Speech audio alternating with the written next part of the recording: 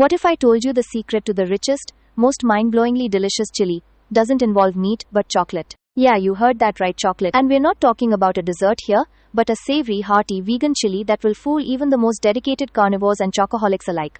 Today we're diving deep into making a recipe that's ridiculously easy, packed with flavor, and totally plant-based. Get ready to elevate your comfort food game and discover a flavor combination you never knew you needed. Now, a lot of folks might think vegan chili lacks that deep, satisfying richness, or that adding chocolate is just some weird stunt. But I'm here to tell you, my friends, it's a game changer.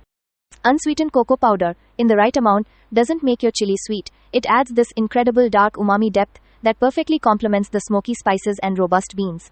It's like a secret weapon, balancing the heat and making every spoonful feel incredibly luxurious. We start with a base of sautéed onions, peppers and garlic, building those foundational flavors.